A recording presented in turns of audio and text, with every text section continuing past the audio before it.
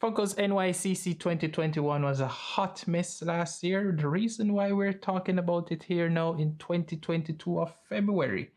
They started out with a few that were not available at launch, and some were delayed as a result, and some were very hard to find, especially for me here in Canada.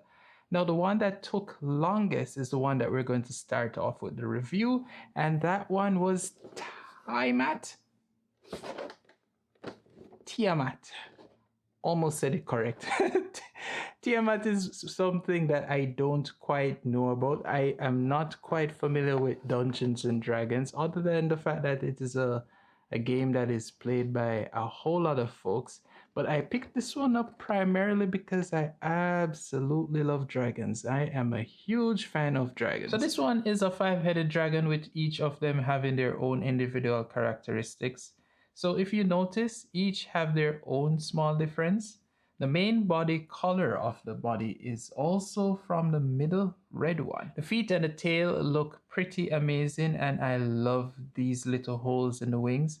It gives it some character, and I'm sure there's a reason behind it, but I do not know, since I do not know anything about Dungeons and Dragons. Plus, it also comes with a die. You probably not use this die because it comes with a Funko Pop, but I don't know what you want to do with it. It's yours. And then next up from My Hero Academia, we have All Might. This one is actually my very first All Might, and I am happy to add this one to my collection. I have a few of these here, but I do not yet have an All Might, so very happy to have picked this one up. So for those of you who are unfamiliar with My Hero Academia, this is actually him in his weakened state, so he's not in his hero form. And this is an actual scene in the anime. I love the details of the dumpling in his grocery bag as well, or at least I think it's dumpling. And the umbrella is very detailed.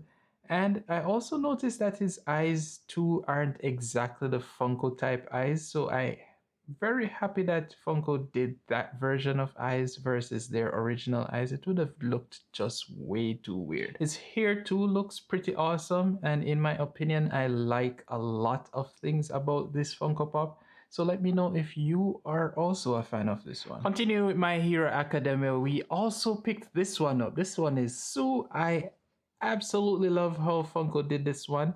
I think they have a regular version of Sue that looks like that version, but I love the details that they put into this version of this Funko Pop. Now, I absolutely love this pop. I love how Funko put very small details into it, even though it's a little bit hard to see. They still took the time to make some carvings in the figure to make it actually pop, like the hair tie, or the fact that they even changed the color of the markings on her face just so that they can be a little bit more visible.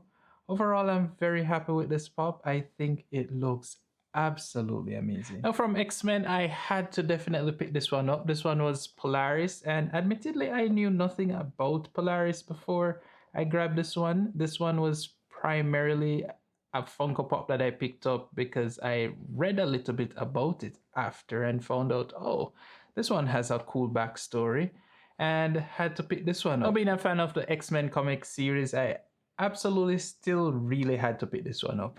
There was no way I could make this one pass, and especially because it's a glow-in-the-dark version, and I absolutely love glow-in-the-dark pops. So this one was an easy pick, and the glow-in-the-dark on this one doesn't look too bad either. It's pretty decent. One thing I noticed too was that her mask looked a little bit like Wanda, and it kind of got me a little bit curious.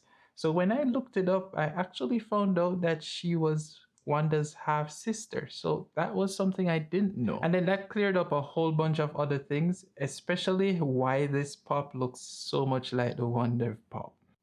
And moving on to my most absolutely favorite pickup of all of them, we had to get something from Naruto. This one is Jiraiya with popsicles. Absolutely love that they added this one and gave Jiraiya his own pop by himself, so to speak. Something that I did notice about this pop was that his head sculpt is pretty much the very same one that Funko used on the Jiraiya on Toad Funko Pop.